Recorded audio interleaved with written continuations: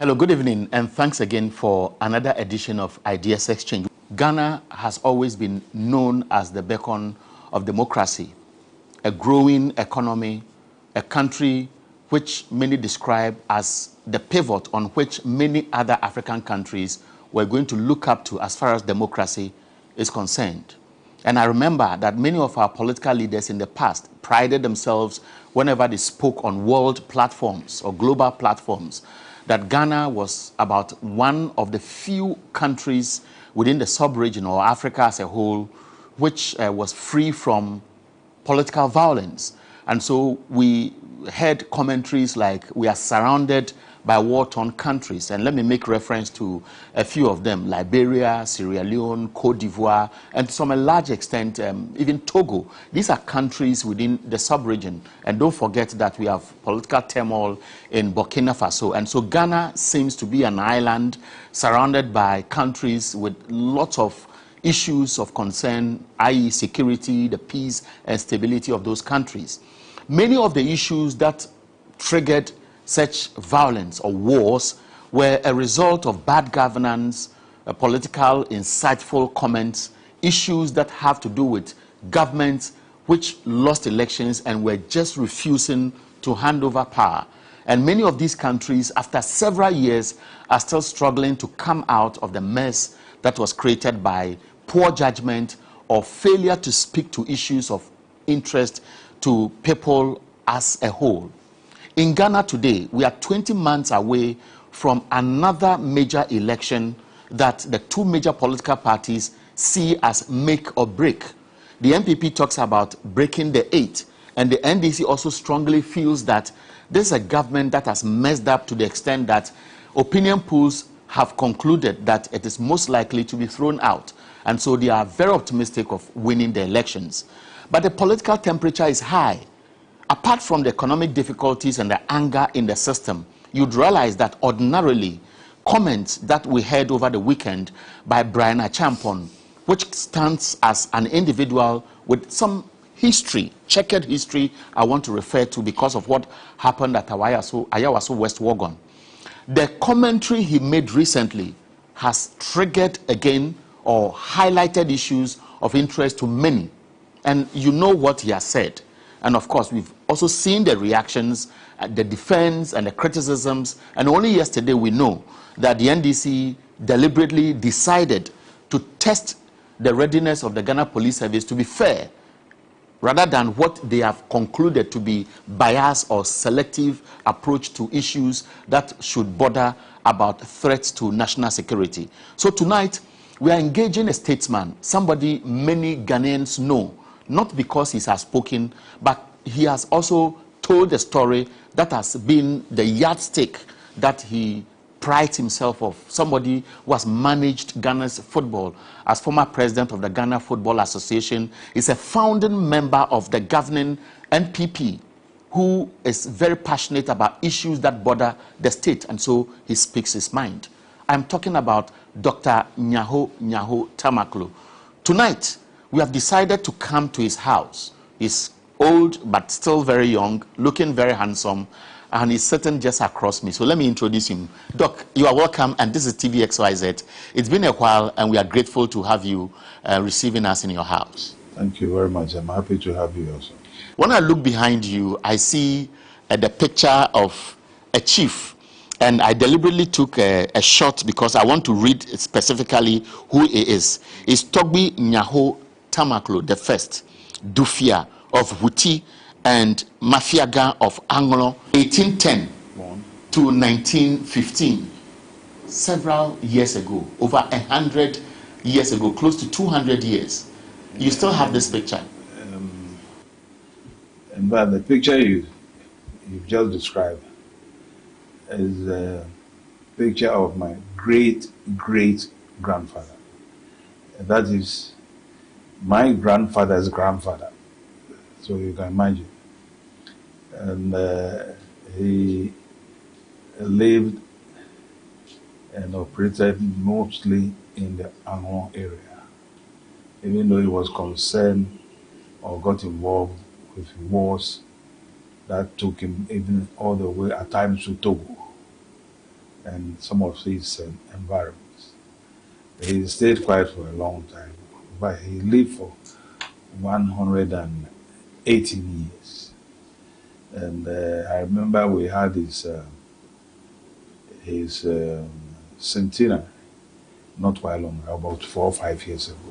I have been to his gravesite before by default because we went to bury somebody and then they showed us the Nyahotamaklo cemetery. And when I entered your hall again and I look around with all these pictures around, I see you as a representation of a family that respects what your family tree is and have kept it tight. Absolutely. In fact, where you went to was the Nyaho Tamaklo Fiawu Royal Family Cemetery. But the old man himself is not lying there. The old man definitely is not lying. Okay. But some of his children, grandchildren, Grandchildren. descendants. Okay. All right. Now, when you sit back, having had a key role to play in our politics as a people, and of course, we still recognize you as one of the founding members of the NPP, and you look at fast forward 1992 till date, and how the political atmosphere seems to make many people feel uneasy. What goes through your mind? A lot indeed. Let me quickly, run through what I came to meet as a young boy. During the time of Kwame Nkrumah, we had independence in '57, and I can assure you there was a lot of hope for young people, a lot. And also, we had independence when our economy was very strong, very, very strong. Indeed, the per capita in the whole of Africa at that time, apart from South Africa, apart from the Union of South Africa, by then our black brothers were not in control. It was solely in hands of white people. Apart from them, we were the highest. So you can imagine that we took off beautifully. We took off with countries like Singapore and Malaysia. Now, if you look carefully at the economic graph, we all started well from the same time, or at the same time. Malaysia, Singapore, Ghana. We're all doing fine until '66. After the overthrow of Nkrumah, then we sank totally. And since then, we have not had peace in this country. It's been coup d'etats, civilian government, coup d'etats, civilian government. So it really took some time. That's what a lot of these young people don't know. People suffered, people died. I would have been dead long ago, but I was involved in various, demonstrations and, criticism of the then military regimes, At Champon era, I went to prison, not because of anything, but we were trying to unseat Champon. Well, it was the right of any Ghanaian to unseat any person who forces himself into power. Now, but as we get closer now, some of us thought we've learned our lesson, but it appears not, because pronouncements and statements from the political class is not encouraging. It's not encouraging at all. We've had a lot of ethnocentric statements across the board, and these are all worrying signs. And I don't think it's necessary for me to go into that. You are a journalist, definitely you know about these things. And virtually nothing was done to these people. So the state in which we are now, I am personally worried. Worry number one, because when our party, that's a new patriotic party, came into being in the 90s, 1990s. So we had excellent gentlemen who were leading the party. Excellent gentlemen. I can't remember all the names, but I think my mind will go straight to a man like Aram Ponsa, a man like B.J. Darocha, who was really chairman of the party. He had experience in both law and politics. And then Professor Dobo Ahine, K.J. Osebonso, I mean, S.G. Anto. These are solid people. I mean, from the voter region and others. But as the party went along, just like other parties, we realized the political class have started rather on a tone that I would say they were thinking more about themselves than the people. They were not serving the people. We saw it. It happened across. I remember when Rawlings was in power, there was a time he had to call for an investigation into his own government, where one or two of his people, and the name I can really remember now, I think it's P.V. Obeng, and then Yaosafo Mafu's brother, were suspended and their properties, I think, were seized. That was a time of Jerry John Rawlings. So we thought, some of us thought sanity was coming to the system. But when finally through negotiations, and very difficult ones, very, very difficult, a lot of people don't know that some of the elections that were won during even NDC time and even NPP time, there have been negotiations. Otherwise, there would have been a lot of problems in this country. Now, it's of interest to many people who may be listening at this time. When you talk about a lot of negotiation, is it about the political stalemate over election results, or things that we may not appreciate from us sitting as ordinary people? No, things probably where elections are either too close to call, and individuals, of course, start suspecting the other. And on both sides, that happened. One thing I must say is that the leaders then had the courage and say, let it be as the Electoral Commissioner should say. It happened in Jerry Rawlings' time, and it happened also in the time of no, it happened at Tamil's time. Let me be more precise on this. At Tamil's time, and also it happened during the era of Kufuor. Kufuor then had already served his 2 terms. You follow me? Right. And if he had not been careful to handle things properly, there would have been a problem. And I'm sure many people who are watching us now may not really understand what went on. I'm making reference to the youth. In 2008, many people, if you check the history books, they will tell you Ghana was at the verge of war. Yeah. The demonstration at the EC headquarters, Absolutely. Eventually when we had to go to time, Absolutely. and how we saw Afarijan eventually come out to declare results. Absolutely. How close were we?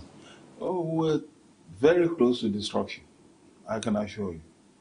And but for the wisdom of Kufuor, I keep on saying this all the time, because it would have been a different case altogether, because the NDC also stood their position that they have won the elections and they must be declared the leaders or the winners. Now, this conversation is very key, because the political party leaders at the center of that close to call period, which would have allowed people to take arms and destroy this country were Professor Tamils, who was then the leader of the NDC, and Nana Akufo-Addo, who was then the leader of the NPP. And in 2008, when the controversy... No. I'm talking about when Professor Atta Mills was the leader of the NDC, and was for the second time challenging J. Kufuor.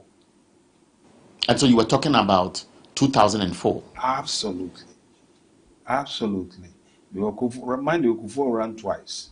Mm-hmm. He won on 2 occasions. Now, the second occasion, that is, he's finished with politics as far as elections are concerned. That's the period I'm trying to talk about. And that is the period that the candidates of the 2 major political parties were Professor Mills for NDC and Nana Akufo-Addo as the candidate for NPP. But at that time, President Kufuor was still waiting for whoever was going to win for him to hand over. And the reason why I'm making reference to Nana Akufo-Addo then in 2008, when Ghana was sitting on tenterhooks, it's about the period in which we are experiencing the narratives, which makes reference to what has triggered the political debate today. Brian Achampon goes out, makes a statement. The political party he belongs to issues a statement to back what he says, but with a caveat that they are men in uniform. When you sit back and you listen to this, what really does it mean for you as a politician, a founder of a party which is speaking this language? I felt so sad. I said, what I told myself was that the party has lost its bearings. That was the first thing. And then my mind went back on those who really, the elders who founded the party, because they are not men of such character.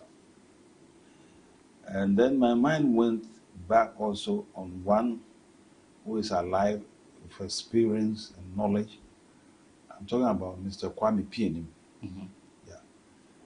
Now, the statement from the gentleman, Brian Achampon, the gentleman, I've never met him before. But I will still say here that is a very irresponsible statement. Very, very irresponsible. Indeed, what he did was just trying to incite people. And this is not the time for that. Because already tempers are very high. People are going through a lot of hardships, economic-wise, you see. And you don't come out with such statements. You don't come out with such statements. But this party says, if you analyze exactly what he said, they don't see why people are agitated about just saying that if one political party wants to force their way to power, that won't happen. They have the men, they will stop them, and they are sure of winning an election. It's so unfortunate, very unfortunate. But I'm not surprised, because when I cast my mind back again on the leadership of the party then, you are talking of B.J. Darusha as the chairman, Ajeni Mboate as the general secretary, and others. I mean, there is no way any of them will come out with such a statement. And indeed, if any of them did that by default or whatever it is, he will be severely sanctioned by the leadership. I'm sure. Are you suggesting that the leadership of the NPP today, as we speak, are not strong enough to call some of these people to... You have to know the party tradition. If you know the party's tradition, then you know how to talk. You follow me? The party was fundamentally built on democracy, democratic rule. So whoever probably will come out and speak the way that gentleman, that young man spoke, he will tell you straight that he doesn't know the party. It is the duty of the party, rather, to immediately call him to order, which they have not. They came rather to talk what we call, propaganda, which I thought was not necessary. It wasn't necessary at all. It's been used before. Propaganda was used during the era of Adolf Hitler, during the era of, what do you call it, Mussolini. It never ended well. Both leaders then in Europe, Mussolini was hung upside down, and Hitler himself, with all the powers he thought he had, with the army, huge German army, committed suicide. I mean, these are things at least we have to learn from it. And also, looking at the leadership of the party now, I believe strongly if they want to get on the right track, then they have to get closer to some of the elderly people in the party to direct them. Now, I've had conversations with people, both civilians, retired military couples, security analysts, ordinary Ghanaians, and I get the impression that, and even the business community, that they are not too sure of what will happen in 2024. You have had a stint with the military before, so you understand security issues. I've also heard Brigadier General retired Mensa Nunu just speak recently that he sometimes fears that if we don't manage ourselves well, there could be political violence. In fact, I use the word war in 2024. Now, if you look at Liberia, Sierra Leone, Cote d'Ivoire, to a larger extent, these are countries where violence were triggered or largely influenced by political rhetorics or bad governance or same sentiments. We won't hand over power. Are we close to what we don't want to experience, and what can change? What I would say is that Ghana as a nation is running fast towards destruction at the moment. Because security itself, national security itself, is not effective. When national security falls in hands of party apparatchiks, then you have a problem. You see, let me take you back a bit. When we came to government, I'm talking about Kufuor's era. Right. We came just after Jerry John Rawlings ruled. In fact, a lot of people doubted that we shall even survive a month or 2 months. Yes, it was a tense situation. But we were lucky. We had a head of national security, a lieutenant general in the Ghana Armed Forces, with experience, not because of some sort of relationship with an institute like the Dankwa Institute, where we know that currently some of them are heading our stations. And the person was in the name of Lieutenant General Joshua Hamidu, an experienced, officer who has been head of military intelligence before and was even chief of defense staff. Now, second in command to him was another experienced officer who was with the then special branch. That is what they call in America the FBI. These are people who really study what is happening as far as security is concerned. Real professionals. Real professionals, that's the word. And that person is still alive though, Mr. Francis Poku. The experience with which they handle affairs. Unfortunately, not quite long after we came to power, General Hamidu had to resign because of the conflict in the north. That's right. And that shows you another thing, that this is a gentleman. A disciplined person. So the whole thing fell on the shoulders of Chief Superintendent Francis Poku. Now, I've known Francis Poku years before. How do I get to know him? When I was arrested, myself and 4 other officers were planning to unseat General Champo. He was in the chairman of the committee that spoke with us individually. Mm-hmm. And I said, this is a gentleman. Luckily, after 2 years or so, we gained our freedom when Achampon was removed by Akufu. So you can see the military always playing these sort of tricks. Now, Francis Poku is an experienced intelligence officer. I will be surprised if you tell me that you know him. But there are a lot of people who have not even seen him with their own eyes, when even he was in office. And this tells you this is a good intelligence officer. The intelligence officers we have now, everybody knows them, both juniors and seniors. You follow So me? our national security architecture seemed to have been compromised. Absolutely. Let no one deceive himself or herself. And what makes it threatening? Oh, it is very frightening.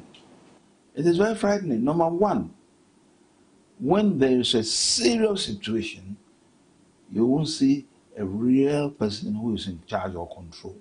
But they have to advise government or the top security men. And if you have people who are not experienced in this sort of area, they will come before sort of false information. And that can trigger. So what could be the mindset of the Commander-in-Chief of the Ghana Armed Forces, the President, Nana Addo Dankwa Akufo-Addo, to have supervised the appointment of those who are really heading the National Investigation Bureau today as we speak, because we know their background? And more so, there's been issues about recruitment into the security agencies. And so when you hear rhetorics, breaking the eight, won't hand over power, because I've heard Lord Comey say this, the president himself indirectly has also said this, and then of course Brian Achampon lately, and then looking at what happened at Ayawaso West Wuogon, where the testimonies before the ML Short Commission, for example, revealed that many of those who were put in uniform under the national security architecture or outfit for the operation we saw that day were not really trained men. And so it suggests that something could be feeding the plan towards putting these people together. You see, I was very much disturbed when Akufo-Addo assumed power. In fact, I had a lot of hope that democracy really will operate. But I knew him as a Democrat. But I was really disappointed in a lot of ways. Now, secondly, what shocked me was the selection of few party people to form what they call a militia. That one really surprised me. Because as a Democrat, I had not for a second thought he would move that direction. But he did. And I'm told the militia, some of them are still around.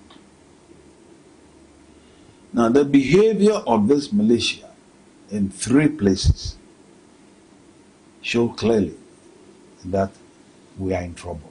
Firstly, what happened at Ayawaso Wuogon. By then I was not even in Ghana, but I followed it carefully. Secondly, what happened in Kumasi when the militia drove away a representative of national security out of his office. I saw the pictures. He was physically thrown out.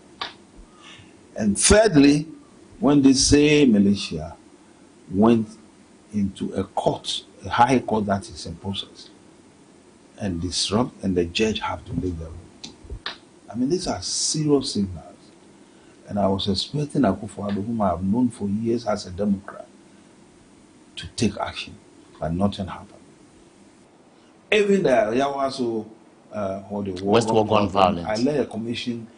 The white paper was actually watered down because the actions that were supposed to be taken were not taken as was expected. I have just been informed also that this same Brian Achampon was the one in charge of this. Now, the NDC, from what we hear, and having learnt lessons from events that unfolded before the 2020 elections and after the 2020 elections, how the Supreme Court handled the election dispute and so on, say that they have learnt their lessons, and going into 2024, they are going well prepared.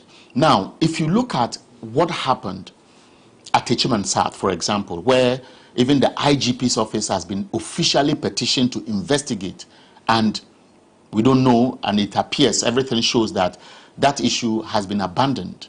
And you look at a wounded political party in opposition, yearning for power, and a government that appears to be setting the stage to stay in power.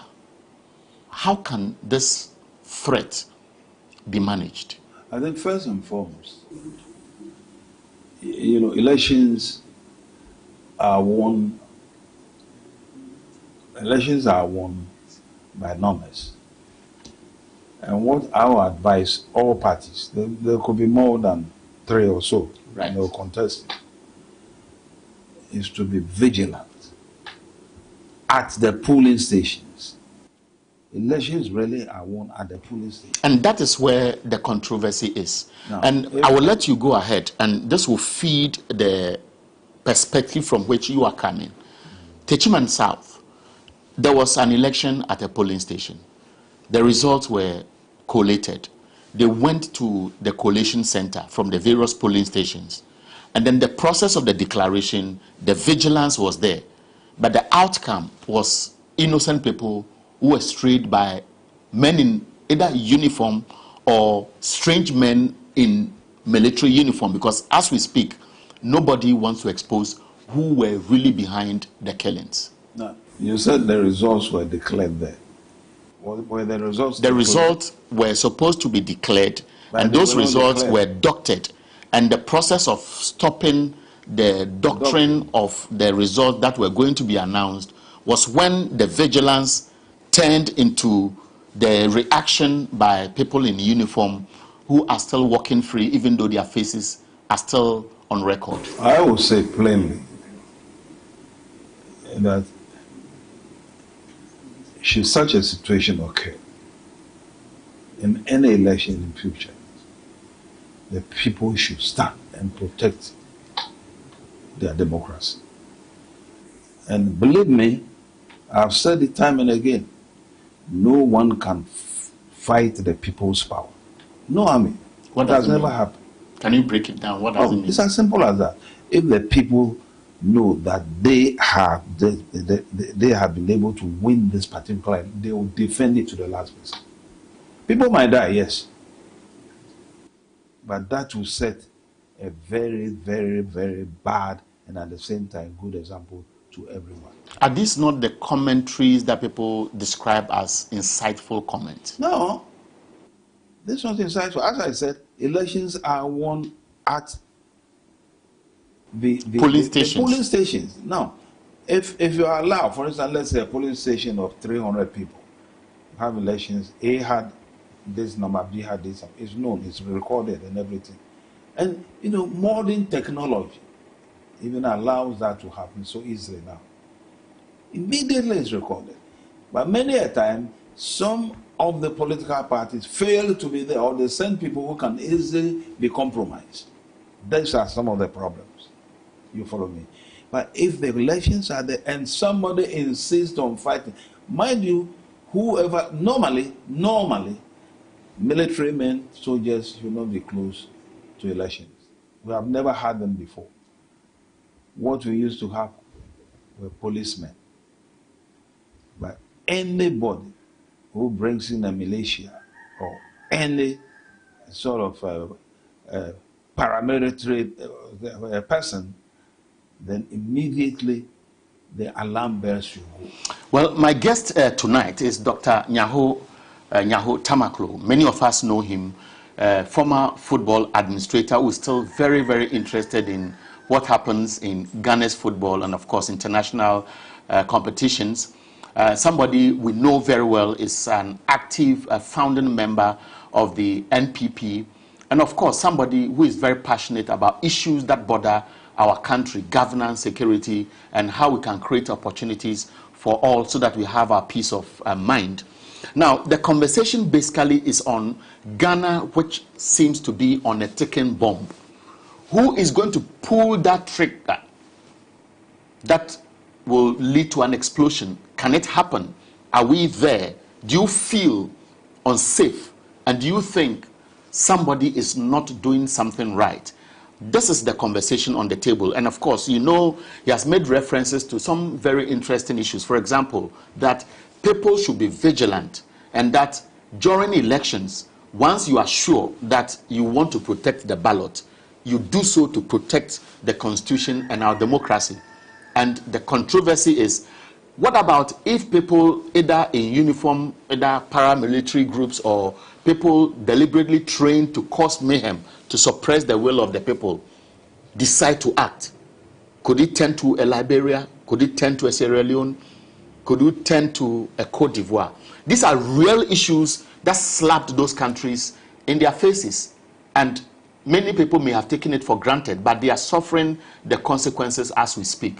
Now, there's one key thing that you need to know, that it is not only a government which is supposed to be winning an election or to be thrown out that matters in this case. We have the Electoral Commission, we have our courts, i.e. the Supreme Court, which is the center of our judicial system.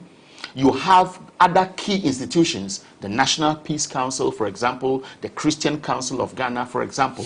Now, all these institutions play key roles in managing how we govern ourselves. Before we take a break, I'll put this question to you. Do you think that these institutions are living up to expectation that can guarantee the confidence that I should have going into this crucial election ahead of us? I'll say emphatically no. No. Why do I say no? We have the Council of State, which is supposed to be the last line of defense. They are supposed to advise the president. So you ask yourself, we recently had, I don't even know the one professor or doctor, the appointments, the appointments into to the Electoral Commission. For everything is clear that they were active members of the NPP. Oh, we've seen the tapes.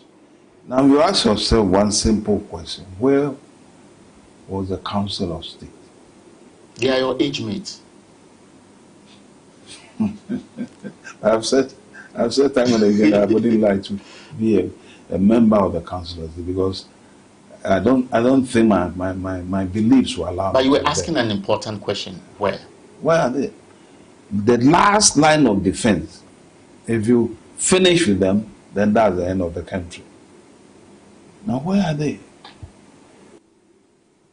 When we appointed or that particular individual, a young man who is so political in his behavior and thinking, to make him an electoral commissioner or be a member of the electoral commission. I said something yesterday. When Jean Mensah was appointed, I said, oh, Jean Mensah, at the beginning of the IEA, the present IEA you have there, it started with his husband, whom I know well. Jean Mensah also, I know her very well. The father was fond of me when I was a kid. And strange enough, he later on in life he became a big physician in this country, and I also did medicine. So still we were close until he passed on. I had a little hope that having been at the IEA, when the husband left there, she took over for years. She will be in position to man things very objectively. But look at the last elections we had, 2020. What could have influenced her differently? That is the question I'm asking myself now. Because her background and where she comes from should not allow her to be influenced by anybody. So up till now, I have not seen the reason why. So you doubt her credibility? Absolutely. Now, before then, no, but now, because an electoral commissioner to come out with different figures, you know what I'm talking about. But she's still sitting there. That is where the problem is. And they are adding on. That But is where Sam the problem Okujeto is your colleague, founding member of the NPP. Do you speak to him? Do you call him? Do you speak to his conscience? Or you use that through the airwaves? Sami is far my senior. We meet occasionally, but honestly, I have not had a discussion of the political situation in the country at that level with him yet. I haven't seen Sami for a while. Well, you know, at times it's difficult to really say certain things. Sami was known as a strong advocate of freedom and justice, known in this country and even internationally. Now, his pronouncements now at times are quite surprising to me, very surprising to me. Whether probably, you know, he's had a change of mind or something that you can't tell, you see. But Sami, as I knew years ago, is not the Sami I see today. Okay, we'll be taking a short break. When we come back, we want to look at key institutions, the police service, the Ghana Armed Forces. We want to look at even the EC itself and an opposition party which has now concluded that the EC is now made up of a crop of people who have been put there for a certain agenda to break the eight. What goes through your mind as I speak now? I'll be back. Democracy should be about how to generate the wealth of society and how to distribute that wealth equitably. Growth is improving, social services are improving, the wealth of the country is increasing. One of the big issues in this election is the distribution of that wealth that is being created. A democracy is only as strong or as weak as the participants in the process choose to make it.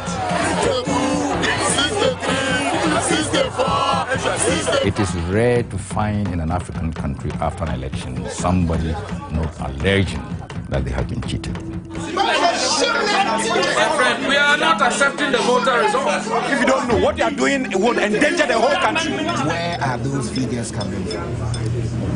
My brother, if you have any other question, let's go ahead. If you don't have anything, Johnson, where are those figures coming from? Madam, this is struggle for power. And people don't simply let power go. Please. Freedom can sometimes come at a cost. Justice will come at a cost.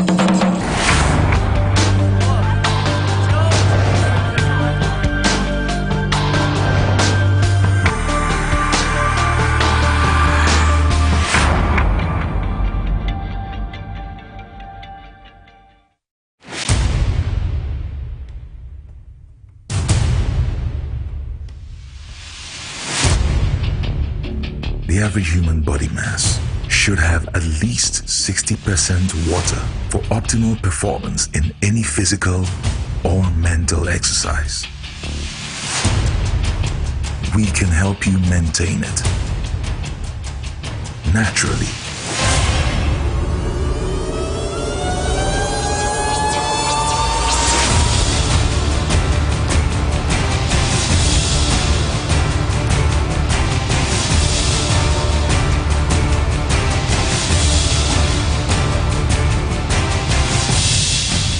Natural mineral water.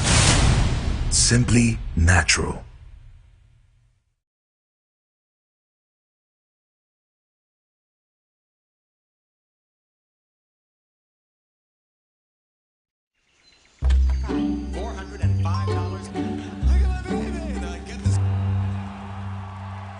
Notice lately I've been drifting aimlessly. The actual retail price is...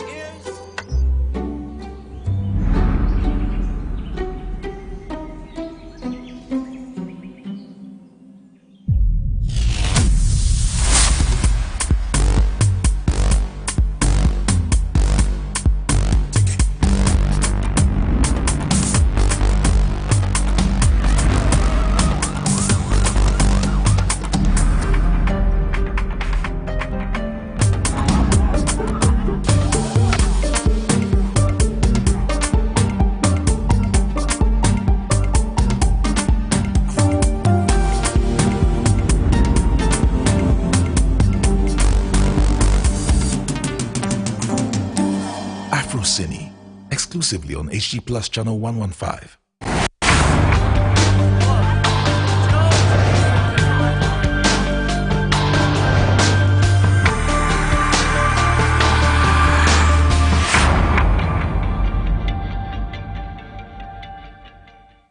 Welcome back. This is Ideas Exchange on TV XYZ. My guest tonight is Dr. Nyaho Tamaklo. I need not say much about who he is because he stands tall and many Ghanaians know his voice or know his face. Now, sir, as we walk further into this sensitive conversation, I want us now to narrow in on institutions.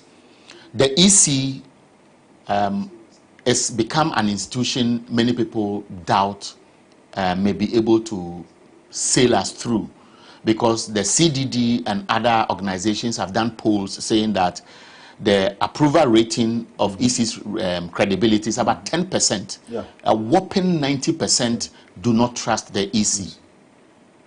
You made reference of the Jean Mensah who has surprised you. How different was EC yesterday compared to today? And going forward, what can be done? I think our electoral commissioners started way back during the time of Justice Kingsley Jenner. In those days, they preferred very senior high court judges, or even appeal court or Supreme Court. And I think they might have a reason for that. Kingsley Jenner was a gentleman, a good judge. There's no way he would kowtow to any government or any president. Then we had Justice V.C.R.A.C. Craft. May his soul rest in peace. The same caliber. There's no way you can convince him of anything. He will do what he thinks is right. Now, the problem came when Kutu Acheampong came out with a referendum. I was then in detention. I was then at Usher Fort as a prisoner. I remember I was there with J.H. Manson. The late J.H. Manson.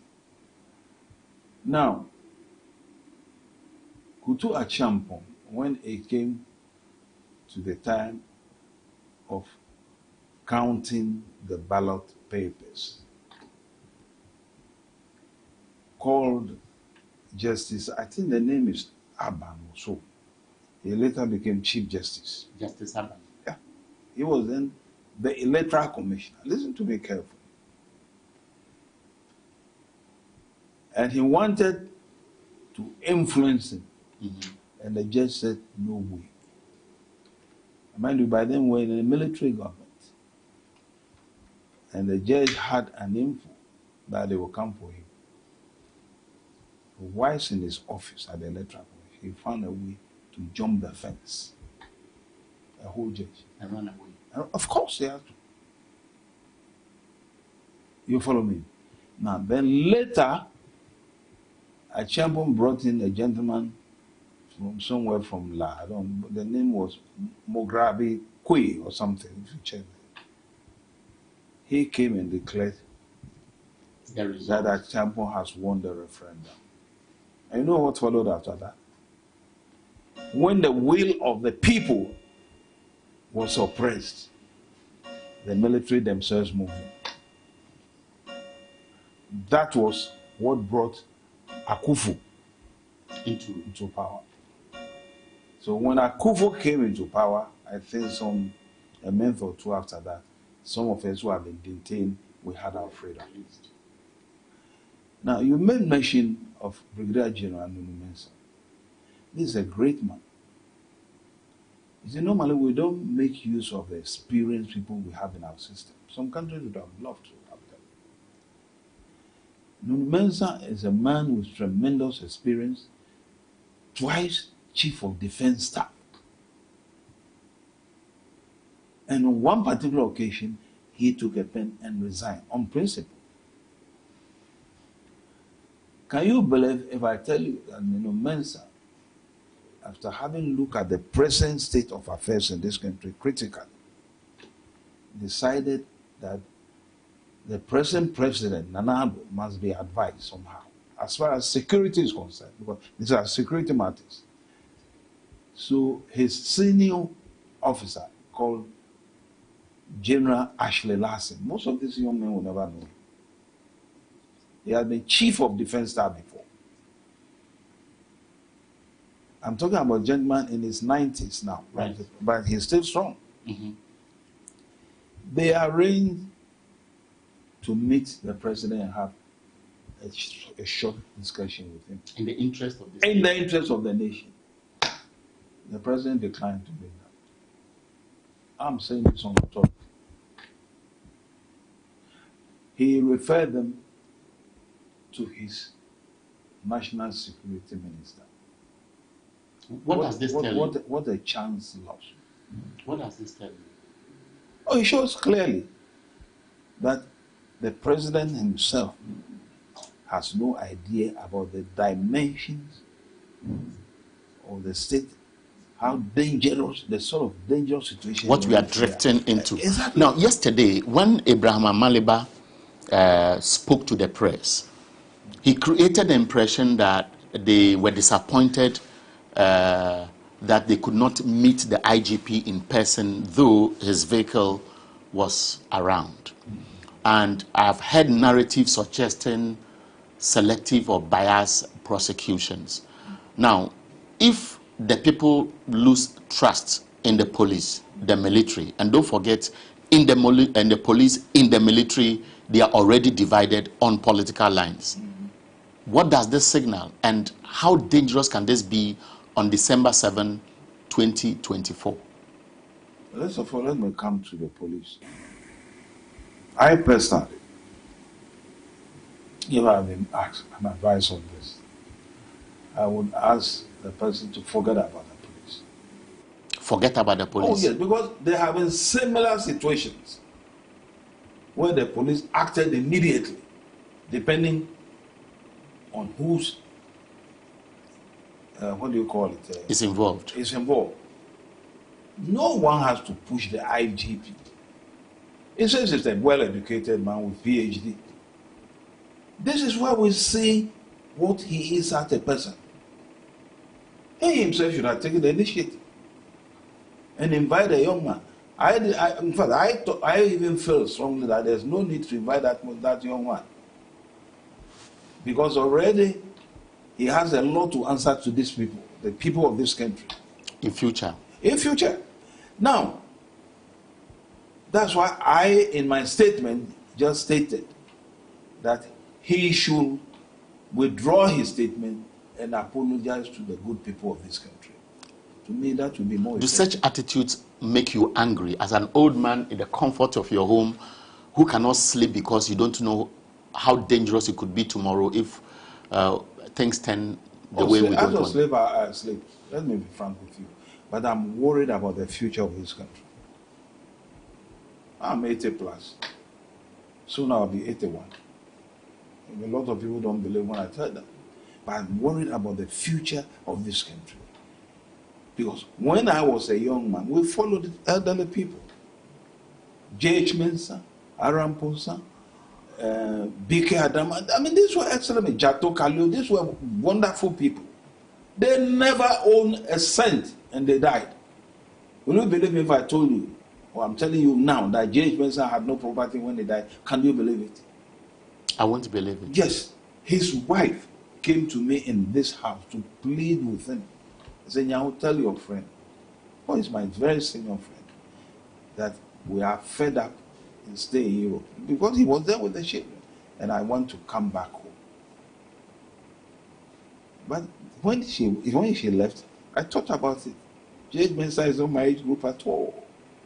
Even though we are very close. So a divided police, a divided military, and that's a fact. If you put your ears on the ground, the kind of messages we receive on a daily basis, you hear people who are agitating. You hear people who perhaps are there because they have been recruited to do the bidding. But even if you look at both services you mentioned now, the military normally have no business in civil affairs. It's the police who handles that. But now, that sort of cooperation that should be, it's not there. So it exposes the country more to serious dangers. Who do you blame for all this? He's a commander-in-chief. But some will say it's just because... He is a commander-in-chief, whether he likes it or not. Is it something that you are disappointed or do not like him, or you are being factual? No, I have known Nana Addo very well. I was very instrumental in his coming as a leader of the party. A few things happened. I mean, you don't have time, so I don't have to go deep into some of these things. But I am so disappointed. Because as I said earlier on, I saw Nana Addo when we were kids as a Democrat, a true Democrat. But when he was in office, he's a completely different man. And I have never for a second suspected that Nana Addo might even go ethnocentric in some of his pronouncements. If I give you 30 seconds and you were supposed to speak to the general public, the conscience of those who matter, your camera is behind me, what would you say? Well, the only thing I would say is that the coming elections definitely is very important for every Ghanaian. However, people have to be calm. The political parties must make sure that they have their representatives at the various polling stations. And if anyone tries to tamper with the results, they have a right to refuse to sign. And the judgment, the final judgment, will come from the people of this country. Well, the message is loaded. The final judgment will come from the people of this country. This conversation has been a bit of history that you didn't know, I didn't know. A bit of wisdom that goes straight to those who matter on what they need to do to keep this country intact. The preamble was reference to countries that appear to be even doing better than Ghana in the mid-80s and early 90s, and making reference to Liberia, Cote d'Ivoire, and to some extent Sierra Leone because of the diamond and other mineral resources that they have. As we speak, Liberia has been destroyed, and it will take decades for them to be back on their feet. And same applies to Cote d'Ivoire, which as we speak remains very polarized because of the decision by Ouattara to stay beyond the initial period within which he was supposed to have governed. And so that issue is still hanging. And here we are in Ghana, which many don't know what the future is supposed to be like. Businesses are worried. Ordinary Ghanaians are worried. People who have spent their wealth plowing investment into our economy are also worried, because if there is a problem, everything will go waste. Apart from prayer, it takes your commitment to protect the 1992 Constitution.